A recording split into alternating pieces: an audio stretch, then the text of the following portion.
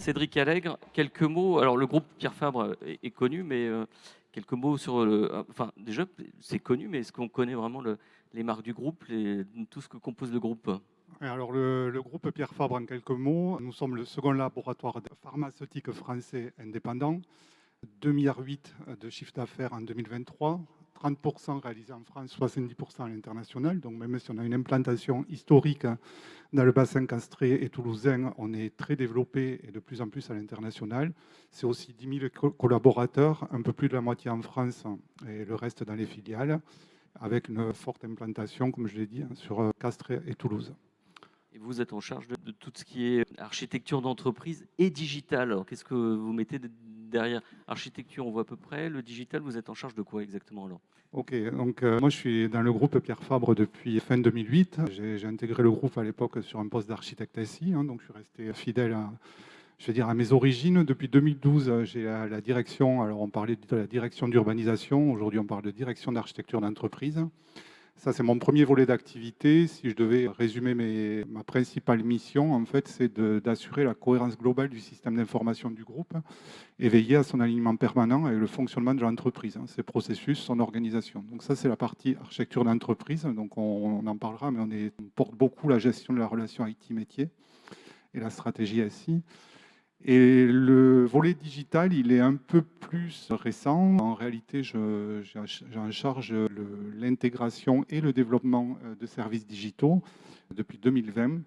Je crois qu'au départ, on avait forcé un peu le côté bimodal prôné par le Gartner, où il y avait le digital et le reste du SI, mais finalement aujourd'hui, le digital, il est partout. Alors pourquoi l'avoir raccroché à l'architecture d'entreprise? Parce que ça peut paraître pas naturel. Il y avait un souci de diffuser beaucoup plus largement les pratiques et technologies digitales au sein des projets. Et effectivement, nous, on est en amont de tous les projets. On intervient sur le cadrage de tous les projets, quel que soit le domaine d'activité. Et surtout, je m'amuse des fois à dire sortir du digital paillette, parce que les équipes digitales, elles avaient tendance à regarder le côté UX, UI des Oui. services, mais elles oubliaient un peu trop que, accessoirement, si on fait de la vente en ligne, il y a des flux logistiques, il y a des flux financiers. Les services aujourd'hui sont de plus en plus connectés et tout ça doit être intégré en cohérence avec le reste du système d'information. Mhm. À l'inverse, ça a été quand même assez vertueux aussi pour mes équipes architectes parce que ça leur a opposé des nouvelles pratiques, des architectures microservices, donc une autre façon aussi de concevoir des architectures. Mais c'est intéressant, ça dépend, parce que vous êtes là pour faire évoluer un peu le core business. Vous avez l'ouverture à l'international, gros challenge, l'ouverture du SI, donc qui s'ouvre de plus en plus, et cette dimension, on parlait de, il n'y a pas que l'UX, mais cette dimension utilisateur est aussi Exactement. dans votre casquette est aussi importante. Jérôme Dubuisson, alors l'URSSAF on connaît, mais peut-être quelques mots sur l'URSSAF. Donc vous êtes au niveau national et régional. Votre Euh, rôle? alors oui, donc l'URSSAF, tout le monde connaît, c'est le premier collecteur de cotisations sociales, mais c'est aussi une administration dont le job est, je dirais, d'apporter un support aux entreprises et aux particuliers, enfin aux TI, ce qu'on appelle aux TI, c'est-à-dire aux indépendants, auto-entrepreneurs, pêcheurs, ces parties-là. Donc on est vraiment au cœur de l'activité économique française. Donc ça, c'est le premier point. Quand on dit caisse nationale, c'est parce qu'il y a plein d'URSSAF dans toutes les régions Mhm. et il y a une entité sur laquelle positionner la DSI, qui est la caisse nationale. Donc il y a une sorte de, je ne vais pas dire holding parce que ce n'est pas le terme, mais c'est vraiment une entité qui regroupe les métiers transverses. La DSI fait à peu près 1100 ou 1200 collaborateurs. Voilà. Et vous êtes sur le développement applicatif, c'est Alors ça? moi, pour faire très simple, ce qu'on appelle les filières applicatives, donc je suis en charge des filières applicatives. Pour faire très simple, c'est les études et développement. Voilà, et les études et développement, ça représente à peu près 500 collaborateurs et à peu près 600 prestations externes. Et enfin, vos priorités, là, je dirais, c'est votre terrain de jeu, les axes de transformation aujourd'hui. Si on devait donner les grands axes, travailler sur quoi? Alors les grands axes de transformation, alors, si je devais les mettre, je vais essayer de les mettre en 3 points. Le premier, ça va être un point sur organisationnel. C'est-à-dire qu'on essaie de passer, on était une DSI qui était cloisonnée par type de métier de l'informatique, c'est-à-dire les études, les développements, l'intégration avec les tests et la production et le support. On essaie de créer des équipes mutualisées, plus autonomes, qui ne veut pas dire indépendantes, mais plus autonomes, et d'essayer d'adopter un mode produit. Donc ça, c'est déjà une transformation au niveau de l'organisation. Après, on a comme tout le monde, comme dans tous les DSI, mais on va se répéter, on travaille sur des ruptures technologiques, ce qu'on appelle les data fabrics, ce qu'on appelle le move to cloud, ce que l'on appelle, par exemple, l'IA générative, mais bon, ça tout le monde en parle, ou l'IA normale, hein, parce que tout le monde parle de génératif, parce que ça paraît d'être un peu plus simple, mais on utilise énormément d'IA, par exemple, sur le calcul sur la fraude. Et le dernier, en axe de transformation, j'aurais dit opérationnel, plus que méthodologique, c'est-à-dire unifier les méthodes de delivery en passant à l'agile à l'échelle et en cassant les habitudes du cycle en V que l'on pouvait avoir ailleurs. C'est vraiment un mode de DevSecOps, un mode DevOps. On peut dire ça. Voilà. Thierry Courset, on est sur vos terres, là, mais est-ce qu'on a l'idée un peu de ce que représente la métropole? La métropole, en fait, c'est le territoire. Donc, c'est des compétences, évidemment, qui doivent servir le territoire. Mais aujourd'hui, j'ai envie de peut-être faire un focus un peu particulier par rapport au sujet du jour. Allez-y, allez-y. C'est le territoire et donc la métropole en tant que porteuse des grandes transitions. Et en particulier, je vais penser à la transition écologique. D'accord ? Donc, la particularité de la direction de la transition numérique, c'est qu'elle a été rattachée à cette direction générale aux transitions qui vient d'être créée. Et un des grands défis, justement, du territoire aujourd'hui, c'est de porter la coordination, la fédération de cette transition écologique dans laquelle tout le monde va être un acteur. Et c'est un axe très fort qu'on nous demande aujourd'hui, puisqu'on parle transformation des DSI. Donc là, c'est symbolique. C'est vraiment symbolique. On a entendu, bon, effectivement, tous ces sujets, le move to cloud, l'IA, qui sont des sujets d'actualité. Et j'ai envie de parler aussi de la logique de numérique responsable, c'est-à-dire que nous aussi, c'est le numérique au service de la transition écologique, donc un numérique à la fois plus vert, mais aussi au service des métiers pour verdir leur politique publique. Donc ça, c'est vraiment un axe très très important de la transformation. C'est un numérique en quête de sens, en fait, pour les territoires, pour les utilisateurs, pour les citoyens. Exactement. Voilà. Ce qui est le rôle de la collectivité, finalement, de fédérer sur ces sujets. Bon, pour vous donner un ordre d'idée, sur la transition écologique, si on parle décarbonation, ce sur quoi peut agir la collectivité, c'est à peu près 40% des émissions. Donc ça veut dire que tout l'écosystème est concerné. Donc il y a vraiment un rôle de fédération sur ces sujets. Très bien. Thomas Cheffec, vous êtes un peu le newcomer. Vous venez de rejoindre l'écosystème de la mêlée. Enfin, peut-être pas encore, mais voilà. Vous étiez DSI dans la région Auvergne-Rhône-Alpes sur le groupe Olot. Et là, vous êtes devenu DSI depuis quelques mois du groupe Primevert. C'est ça. Je ne sais pas si ça parle à tout le monde, le groupe Primevert. Primevert est un transporteur de fruits et légumes.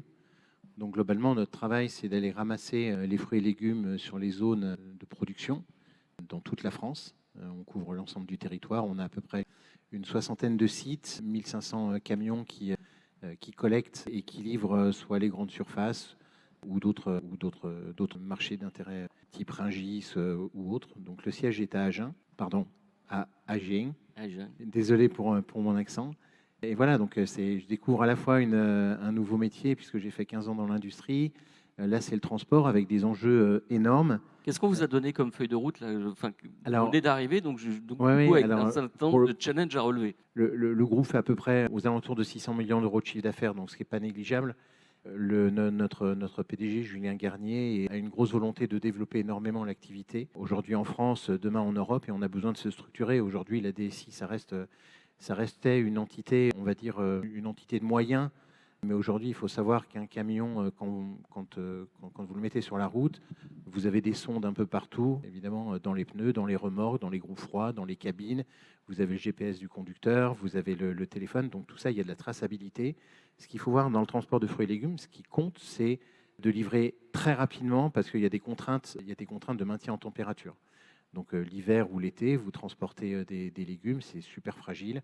Donc vos clients vous imposent des règles très strictes. Et aujourd'hui, la mission qui m'est confiée, c'est donc je suis directeur de la transfo digitale. Donc c'est vraiment d'amener cette maturité, la digitalisation du groupe à travers énormément d'actions, à travers la data. L'IA, c'est quelque chose qui viendra après, mais aujourd'hui, on axe beaucoup notre stratégie sur l'analyse de la data, parce que quand vous avez effectivement 1500 véhicules qui circulent, vous remontez beaucoup d'informations. Oui. Et un autre challenge aussi, c'est d'accompagner la croissance du groupe. Évidemment, ça c'est une marque de fabrique que j'ai gardée de mes 3 postes de DSI précédents dans l'industrie, où effectivement à chaque fois j'ai accompagné des groupes pour passer généralement de 200-300 millions à atteindre le milliard de chiffre d'affaires, ce qui est aussi notre feuille de route. Très bien. Cédric, Est-ce que je peux vous faire réagir sur le DSI chef d'orchestre? Qu'est-ce que c'est pour vous qu'un DSI chef d'orchestre? Pour moi, clairement, le DSI doit définir et piloter le cadre d'évolution du SI. On le sait, tous les métiers ont des besoins, ont des initiatives. En plus, ils sont de plus en plus approchés par les fournisseurs, les éditeurs, etc. Je pense qu'il y a un vrai sujet de fixer et faire respecter le cadre. Ça se fait au travers des exercices de schéma directeur, notamment. Donc, nous, on vient d'en faire un qu'on a validé avec le comité de direction en juillet.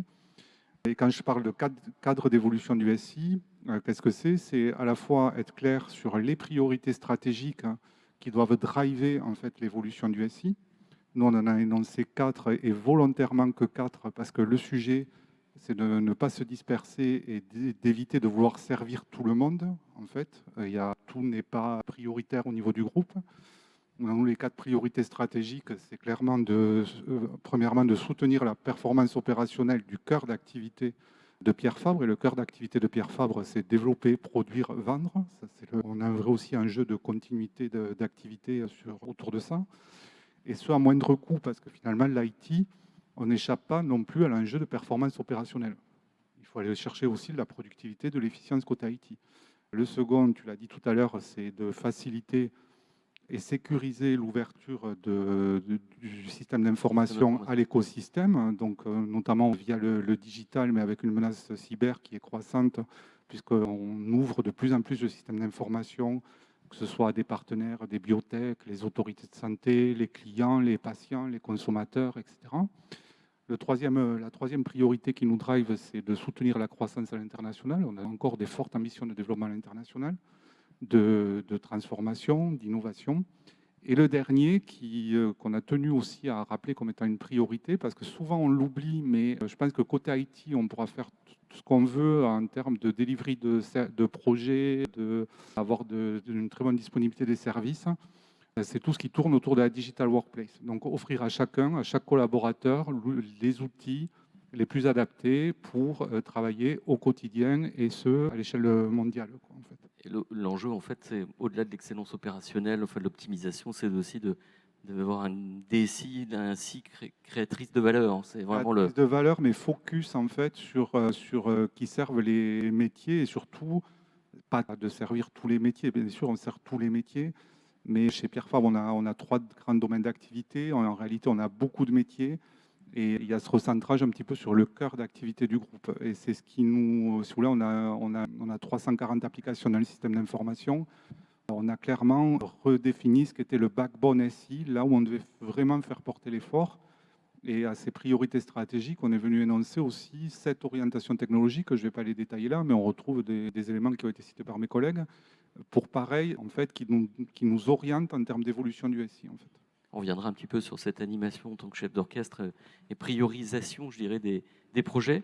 Jérôme de Buisson, est-ce que vous pouvez vous donner aussi votre conception, votre idée du DSI chef d'orchestre? Alors le chef d'orchestre, alors je pense qu'on ne s'est pas concerté avant, mais on a à peu près les mêmes idées. Je pense qu'on a la DSI a des missions régaliennes. Les missions régaliennes, ça va être la feuille de route, ça va être le schéma directeur, en particulier pour une entité, une administration comme les URSSAF, qui répondent à ce qu'on appelle une convention d'objectifs de gestion. C'est-à-dire que l'État nous demande des indicateurs, nous demande des missions, et nous, on doit tenir ces résultats-là. Et pour faire ça, on a besoin d'avoir un SI qui est performant. On ne fait plus rien sans l'informatique. Donc ça, on a les missions, j'allais dire, régaliennes, que tout le monde peut avoir en tête sur la gestion des portefeuilles.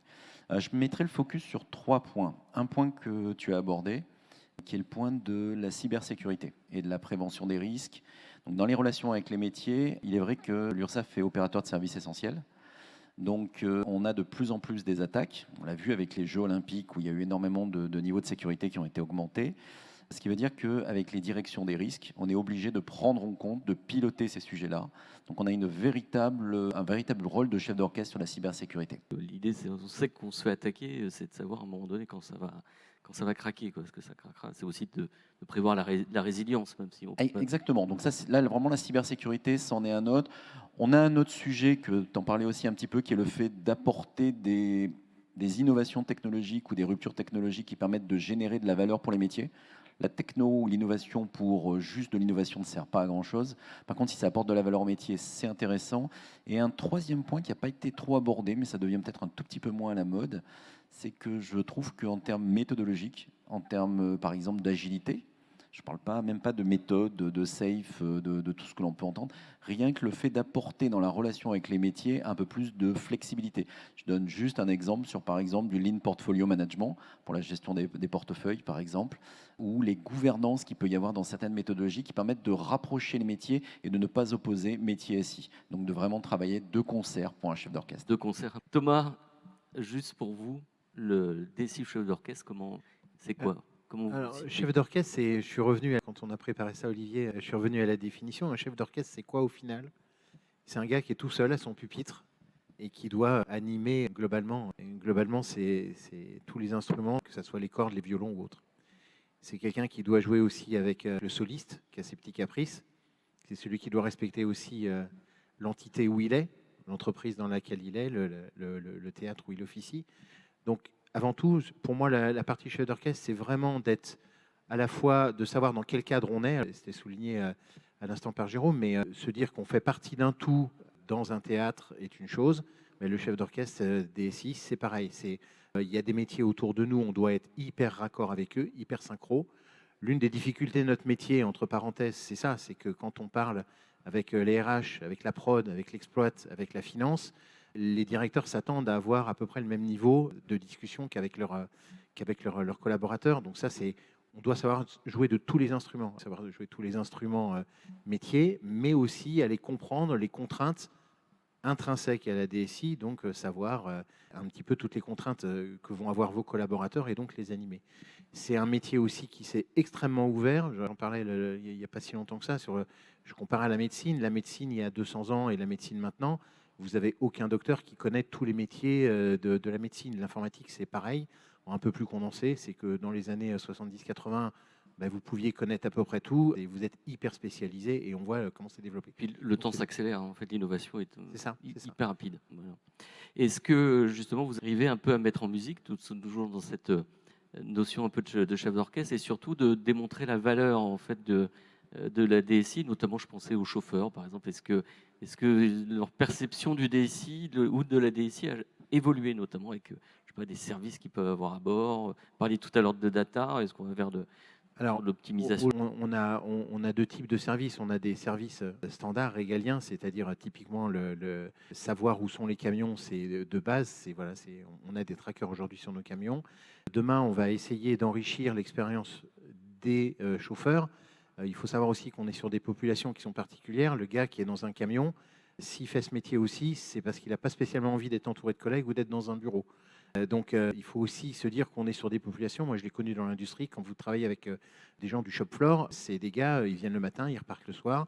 Il y a une adhésion à l'entreprise qui n'est pas toujours au niveau d'attendu. C'est des gens qui sont exigeants et qui le manifestent d'une façon qui n'est pas toujours très protocolaire.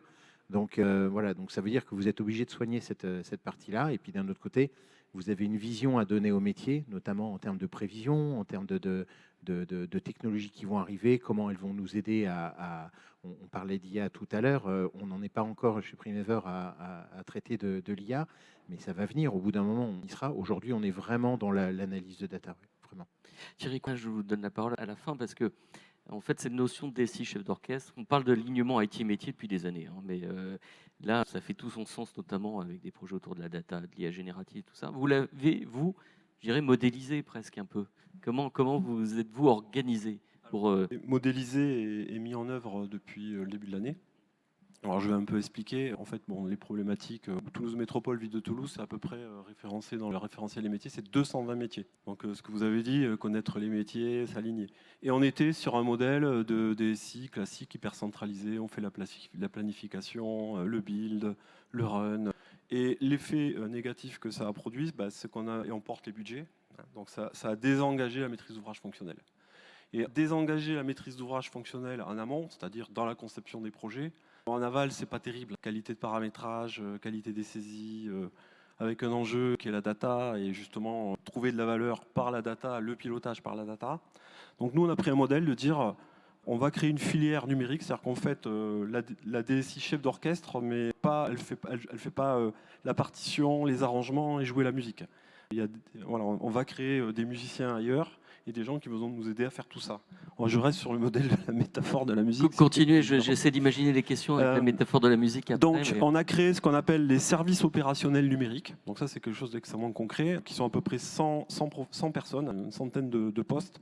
Là où la DSI, avec l'interne et l'externe, c'est à peu près 200, vous voyez le rapport, voilà. Qui en fait vont être répartis sur 3 métiers pour couvrir la maîtrise d'ouvrage fonctionnelle. Donc des chefs de projet, à peu près un tiers des effectifs, des administrateurs d'applications, on a à peu près le même nombre d'applications métiers que vous, donc avec des enjeux d'administration professionnalisée des applications, en particulier celles qui ont effectivement une importance toute particulière. Et un troisième métier, qui est on les a appelés les référents aux usages numériques, c'est des techniciens de parc de support d'accompagnement d'usage de proximité, et avec un enjeu de proximité. Donc finalement, c'est redonner au métier la capacité à faire sa maîtrise d'ouvrage dans les projets, dans l'administration de qualité des applications et dans le support au métier, avec des gens qui voient le métier tous les jours. Et c'est bien des filières numériques, c'est des métiers du numérique. Voilà. Et comment ça fonctionne au quotidien? Si on prend prenons l'IA générative par exemple, un métier qui vous demande quelque chose aujourd'hui, enfin qui demande quelque chose, comment ça se met en œuvre? Et puis quel arbitrage entre ce que veut le métier et ce qu'elle décide la DSI? Comment ça marche? Les SONUM, comme on les appelle, en fait, ils sont au contact du métier au quotidien. Donc eux, en fait, ils instruisent la demande tout au long de l'année en permanence. Et ils ont en frontal donc un référent, un responsable d'offre de service chez nous, c'est la logique Product Owner, qui va travailler avec pour concevoir un peu la liste de l'ensemble des demandes qui vont être instruites et ensuite qui vont passer à travers une méthodologie, une lettre de cadrage en mode conception ou pas. Peut-être que certains ne vont pas les faire, d'autres on va les faire. Il y a plein de règles d'arbitrage déjà très en amont, financières, capacité à faire, valeur, données de plus en plus environnementales aussi dans les projets. Et après, on passe en conception, réalisation, mise en production. C'est un travail de chaque jour, mais qui part du métier. C'est-à-dire que le métier porte sa planification et finalement, on lui a donné une autonomie par rapport à ça. Je ne sais pas si il y a du chargeback aussi. Du chargeback, ils sont refacturés? Non. On n'est pas vraiment dans ces logiques encore dans des refacturations. Par contre, on a une transparence sur les charges. Donc on va dire, voilà, globalement, donc on a des débats d'opérations numériques qui sont organisés en lien avec les calendriers budgétaires pour justement éclairer sur la préparation budgétaire et dire finalement pouvoir faire des arbitrages, être transparent sur ce que les projets consomment, que ce soit on va dire des budgets ou en ressources humaines. Cédric, est-ce que ça vous inspire un peu ce mode de fonctionnement? Comment vous fonctionnez-vous avec les métiers? Nous, on a, on va dire, 3 grands modes de fonctionnement avec les métiers. On a un premier mode que je vais appeler autonome et sécurisé. Donc, quand le métier veut déployer un service, alors généralement c'est du SaaS ou du desktop, qui n'est pas connecté au reste du système d'information, qui ne supporte pas de processus métier critique, qui est soumis à validation pharmaceutique, puisque nous on est une entreprise régulée. En fait, côté DSI, on fait juste un assessment d'architecture sécurité. On vérifie que le service est conforme aux règles de sécurité du groupe, à nos standards technologiques.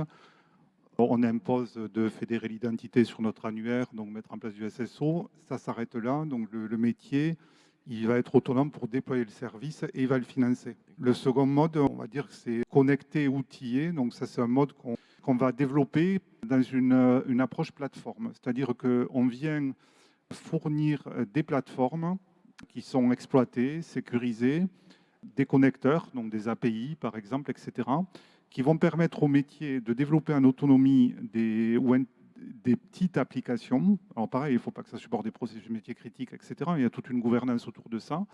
Mais c'est concrètement une réponse qu'on a trouvée pour maîtriser le shadow IT à défaut de l'éradiquer. C'est-à-dire que c'est encadré, quoi, en fait. Voilà, c'est encadré. On sait que, alors en plus, c'est assez tendance entre guillemets avec la mouvance low-code. Donc on a qualifié une plateforme low-code.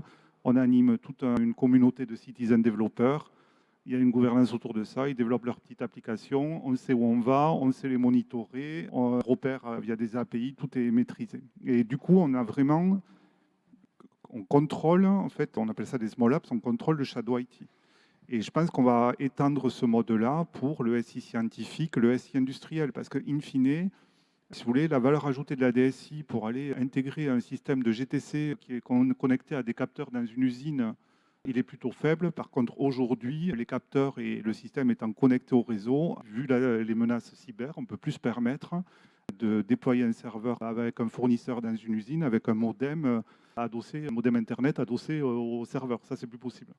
Et le troisième mode, c'est le mode régalien, donc intégré et piloté, où là, c'est la DSI qui prend la main pour intégrer les services et les opérer. Ce n'est pas le sujet de la table ronde, mais ça m'intrigue, la dimension no code, no code. Quel type d'application?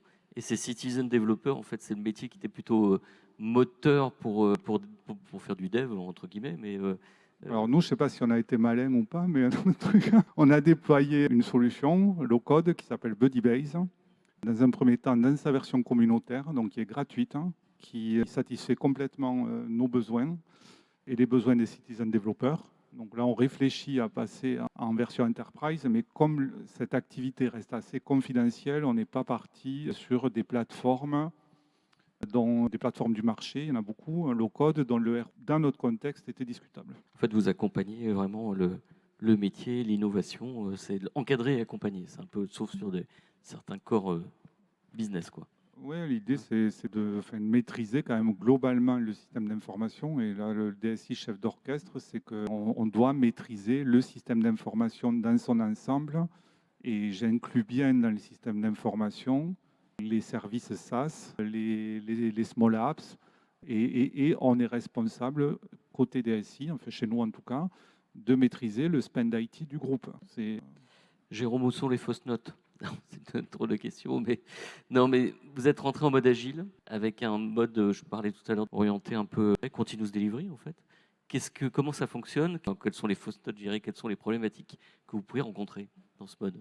Alors, il y a un mot qu'on n'a pas indiqué, donc je vais en profiter qu'il faut éviter en termes de fausses notes. C'est bien beau de voir impulser de la technologie, de l'innovation, mais c'est acculturer. Acculturer au sein de la DSI ou acculturer les métiers autour de la DSI. Donc ça, je pense que c'est quelque chose qui est très important parce que les technos qui sont abordés ici, IA générative, microservices, cloud, data avec le big data, et ainsi de suite, sont des technos qui sont relativement complexes, sur lesquels les personnes qui sortent de l'école comme moi depuis un bon bout de temps doivent se reformer. Nous allons dire ce sujet. Donc on a créé des systèmes, par exemple, et la cybersécurité, c'est pareil. C'est par exemple de cyberchampions, de cloud champions. C'est-à-dire qu'on essaie d'identifier des personnes qui peuvent porter la bonne parole et on a aussi des plans de formation, si possible fait en interne,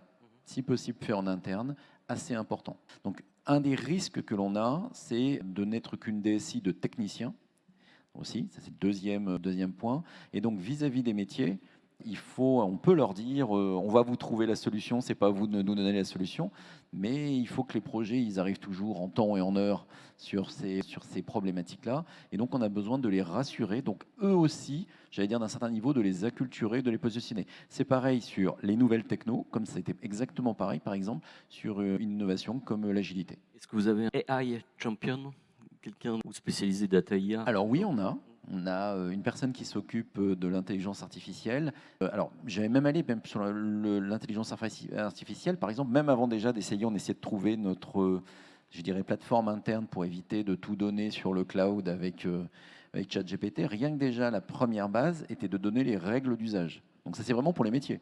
C'est-à-dire, s'ils veulent faire un courrier à un usager, par exemple, de ne pas envoyer un brouillon sur ChatGPT pour essayer de bien le formuler. Donc, on a aussi défini, donc on a un AI champion pour répondre à votre question, mais vis-à-vis des métiers, en plus de la formation, on a aussi défini des règles d'usage. Il n'y a pas que ChatGPT, il y a aussi DeepL, sur tout ce qui est traduction, qui est un peu sur le même fonctionnement. Thomas, comment fonctionnez-vous, je dirais, en mode agile? Alors, vous venez d'arriver, peut-être que c'est une structure qui se met en place ou elle existait déjà? Oui, c'était une structure qui existait déjà. Donc, vous parliez du continuous delivery, ils étaient déjà là-dessus. Il faut savoir que notre cœur de SI aujourd'hui, c'est ce qu'on appelle le TMS, le Transport Management System. Donc, c'est tout le système de transport où on reçoit les annonces de nos clients et où on livre, où on charge les camions et on fait les livraisons. Donc, on est vraiment le roi chez nous, c'est l'exploitation. Tout est drivé par l'exploitation. Il faut savoir que si vous avez une palette qui reste à quai et qui ne part pas chez un client, ou si vous avez une palette qui part chez le mauvais client, c'est une catastrophe pour nous. Donc, on est bercé par cette exploitation, et le fait d'être bercé par cette exploitation fait qu'on est aussi, et ça c'est avant mon arrivée, on était déjà en continuous delivery, donc avec 4 sprints hebdomadaires, et qui au final aboutissent à des mises à jour tous les mois et sous tous les angles. Angle opération, angle développement, sécurité et ainsi de suite. On est une DSI en termes de maturité assez perfectible. La fonction de PMO, elle a 5 mois. La direction de la transformation numérique, moi, 7 mois. Le RSSI, 4 mois. Donc voilà, on commence à grossir et à se structurer. On a une approche aussi de security by design dans les projets, ça c'est essentiel. Donc voilà, donc effectivement, on est dans un mode agile cyclique. On essaye aussi maintenant de segmenter nos lignes éditoriales pour que toutes les semaines, on ait en fait des mises en production. Et puis, on expérimente aussi beaucoup depuis quelques semaines, parce que c'est tout récent, de travailler sur les solutions avec des utilisateurs avec du UX design, c'est-à-dire qu'on ne va plus faire des sprints traditionnels. En fait, on va se poser sur une feuille blanche, on prend un UX designer, on prend les métiers et on conçoit visuellement les applications ou les bouts d'applications pour faire ça, pour être le plus réactif possible et le plus perfectible possible, quoi. On a une intervention tout à l'heure sur l'UX, justement, ça serait intéressant de rester. Thierry Courset, est-ce que vous voyez les résultats? Alors, je dirais, c'est quoi une méthode, une organisation Sonum ou pardon, Sonum? Est-ce que vous commencez à voir un petit peu les premiers résultats, comment ça se concrétise? Oui, alors ce réseau, il est assez jeune, hein, il a 9 mois, donc on a mis en place un plan d'amélioration continue qui vise ce qu'on appelait la revoyure, hein, qui vise à l'améliorer. On avait d'ailleurs la réunion ce matin. Oui, alors je vais rebondir un peu sur ce qui est dit, un peu tout ce qui est dit, c'est-à-dire qu'au-delà du rôle de la direction numérique centrale qui va gérer, piloter, avoir la main sur tout ce qui est transfo, innovation, sécurité, l'enjeu qu'on va trouver avec ces structures numériques de proximité, je les appelais comme ça, c'est trouver de l'agilité justement où on n'en avait pas forcément avec le métier, donc pouvoir avoir des équipes agiles qui se montent. On l'a aussi à travers les prémices de ce qu'on appelle le bureau d'études internes et qui rejoint ce que vous avez dit, c'est-à-dire qu'au lieu d'avoir la structuration d'avant, ceux qui font le plan, ceux qui font le build, ceux qui font le run, et on se passe des documents sans se parler, etc., avec une vision de l'hyper-industrialisation. Là, l'approche, c'est de dire les projets. Dès le départ, on va constituer des cartographies de compétences pour aboutir sur le projet. Et on va constituer des équipes plutôt agiles, ça c'est ce qu'on vise, pour l'instant on n'y est pas encore complètement, pour dès le départ constituer des équipes qui permettent d'aboutir le projet et qui auront une vision sur le run aussi, avec la notion de responsable de service qui va gérer les escalades s'il y a des soucis, etc. Et pas dire moi le projet il est fini, c'est plus mon problème. Donc c'est vraiment la notion de responsabilisation de bout en bout. D'implication. Ouais. Voilà, et ça on commence à le voir en place. Et vous commencez à avoir des projets, enfin des accélérations notables sur certains projets, non? C'est ça? Oui, alors comme je vous dis, c'est jeune et ça se met en place. Donc là, on est plus dans la mise en place, mais on va le voir puisque globalement, de manière générale, aujourd'hui, tout est structuré. Donc on a des porteurs, on a des noms, on a des responsabilités, on a des équipes. Donc pour moi, c'est quelque chose qui va vraiment dans le sens de la transformation profonde. Mais vous devriez aussi avoir une amélioration de la qualité et du support. En fait, vous parliez de problèmes de paramétrage, des choses comme ça. Oui. Ça, vous allez monter en... Alors le parti pris qu'on s'est rendu compte en faisant un peu l'état des lieux, c'est de dire on fait beaucoup de build, on va faire du projet. Mais derrière, c'est quoi la qualité de ce qu'on délivre déjà? Et puis ensuite, comment ça se maintient? Parce que dans le cycle de vie d'une application, finalement, ce qui va coûter, ce qu'on traditionnellement on appelle le coût total de possession, c'est toute cette vie du système sur laquelle la valeur, elle va quand même être dans ce que va produire l'application en termes de traitement et de data pour faire de la prévision, de la simulation, du pilotage. Et donc, nous, on a dit aujourd'hui, on va créer des profils pour stabiliser et déjà mettre de la qualité dans l'existant. D'où l'apparition, effectivement, de ces administrateurs d'applications qui vont être des pros de l'appli, qui vont vraiment être au contact du métier pour prendre en compte les changements organisationnels et les répercuter. Et au niveau des référents aux usages numériques, eux, l'enjeu, c'est la proximité et la réactivité. Donc là, on le voit déjà, on a des tickets qui sont traités beaucoup plus vite. Parce que pourquoi faire appel à un centre de service qui est à DataWin, qui va prendre en compte, faire un contrat avec, alors qu'on a des gens qui en proximité peuvent traiter déjà 30 ou 40% des problèmes. Donc la réactivité, la proximité et l'accompagnement des usages, parce que vous l'avez dit, la direction en tant que chef d'orchestre a un devoir d'accompagner les utilisateurs sur les usages. Donc c'est la sensibilisation sur tout ce qui est sécurité, dématérialisation, numérique responsable, enfin, tous les sujets qu'on a cités. Et donc, en fait, ces Sonum là dont je parlais, je termine. On les gère à travers ce qu'on appelle les réseaux métiers. Donc on a une animation permanente en organisation matricielle de ces populations. Moi j'ai déjà un temps plein chez moi qui anime ce réseau en permanence et permettent de leur passer les doctrines, les éléments de langage, toute la communication sur le changement. Très bien. Cédric, oui, on a 5 minutes un peu pour conclure, mais je voulais parler de la musique, justement, des morceaux, est-ce que vous avez des exemples en tête justement de ce rôle de chef d'orchestre avec une musique, avec des projets Cross BU qui sont particulièrement à mettre en relief?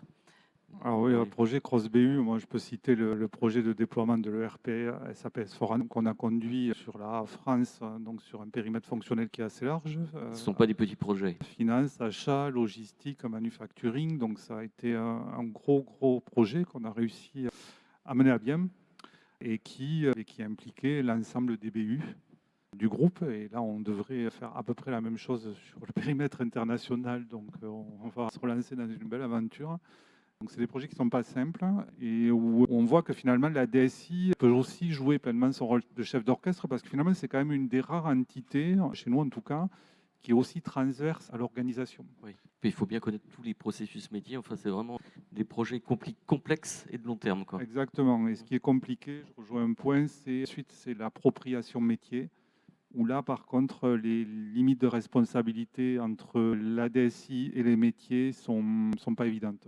Et en particulier sur ce type de projet, pour tirer pleinement la valeur de ce qui est déployé, en fait. Thomas, le rôle de chef d'orchestre de la data, alors est-ce que vous avez un exemple en tête de projet que vous êtes en train de déployer ou de choses autour de l'IA, de DSI créateurs de valeur? Qu'est-ce que vous avez Olivier insiste sur la partie IA, mais non.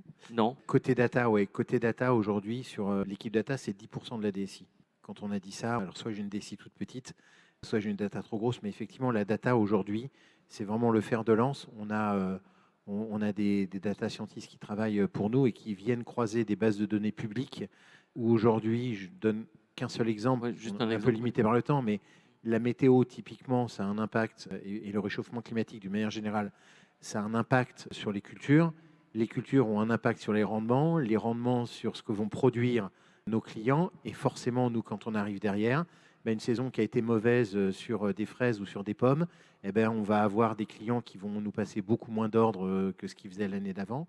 Oui. Et donc, en fait, on essaye de modéliser ce qui s'est passé dans les années passées, de voir un petit peu les prévisions météorologiques à 15 jours et de pouvoir se dire, voilà, demain, globalement, est-ce qu'on peut compter sur à peu près les mêmes volumes que l'année dernière ou pas? Donc cette saisonnalité, c'est quelque chose qui est primordial chez nous. C'est un exemple où, là, typiquement, avec les métiers, on est obligé d'être main dans la main, parce que c'est un gros rôle sur les rotations de camions, sur le nombre d'exploitants qu'on a, sur la saison. Et on voit que sans data, là, c'est compliqué. Ouais. Il y aura de l'IA, Thomas. Dans un an, on en reparlera. Il y en aura. Jérôme, juste un petit peu pour conclure un peu sur la création de valeur, qu'est-ce qu'elle peut se mesurer, je dirais, parce que c'est bien de parler, on parle service et tout ça, mais comment on peut vraiment mesurer si une musique est bonne? Bon, on aurait pu en parler des heures, donc là, c'est pas le but. Nous, ce qu'on peut juste dire, c'est que sur des projets à plusieurs millions d'euros, on utilise une méthode qui s'appelle la méthode Mareva, donc qui était une méthode de la DINUM, qui permet donc de donner une notion de la qualité et de la valeur générée par le projet par rapport à la structure de coût. Plus généralement, pour des projets simples, on utilise des sous-parties de Mareva, mais que tout le monde utilise, sans le savoir, c'est-à-dire les gains financiers, qui peuvent être amélioration de la productivité des utilisateurs, diminution des achats, par exemple. Donc, ça fait vraiment des gains financiers mesurables avec l'apport du projet, mais aussi des gains qualitatifs qui ne sont pas chiffrables, mais qui sont souvent les plus importants. Alors, surtout qu'on est dans une administration, donc je sais que bien que dans le privé, il y a des EBITDA qui sont calculés de façon beaucoup plus sûre, mais par exemple, la satisfaction des utilisateurs, leur satisfaction à venir travailler, à être capable de répondre rapidement, par exemple, à un métier. Donc ça se mesure, par exemple, avec le temps pour un décroché d'appel, par exemple. La connaissance client, c'est-à-dire, on parlait pas mal de données, c'est le fait que les données qu'on a dans le système d'information n'aient pas de doublons, par exemple, soient bonnes. Donc tout ça, c'est en gros qualitatif, voilà, non financiarisable, et les gains financiers. C'est à peu près comme ça qu'on évalue nos projets. Alors nous, on a une petite spécificité qui est en haute, c'est qu'on a des projets qui passent moins dans ces valeurs-là, qui sont les projets dits réglementaires, mais que tout le monde a, mais qu'une administration a encore plus. Oui. C'est qu'on a des textes de loi qui doivent être appliqués, il faut les délivrer dans les temps. Et là, les gains de valeur, on va dire, c'est calculé à une autre échelle. Oui, les décis souvent beaucoup contraints, et des fois même des forces contraires. On pourra en revenir. Si je vais, pour conclure, un adjectif chacun qui vous caractérise du DSI chef d'orchestre. C'est une question, on commence. Thomas. Non, c'est piège. C'est le piège. Juste un adjectif. Un adjectif sur DSI chef d'orchestre, Ouais. polyglotte. Polyglotte, voilà. Ce Courset. Fusionnel. Agile. Agile. Ah, Moi, je dirais cohérence pour moi. cohérence. Voilà. On terminera sur ces mots. Merci, merci messieurs, on peut vous applaudir. Merci. Merci. On n'a pas le temps pour des questions. Est-ce que vous avez des questions? Si vous voulez, avant qu'on passe au point suivant, on peut passer à des questions si vous avez des questions dans la salle. Sinon, je vous invite à échanger avec ces messieurs dans la salle. Merci à vous en tout cas.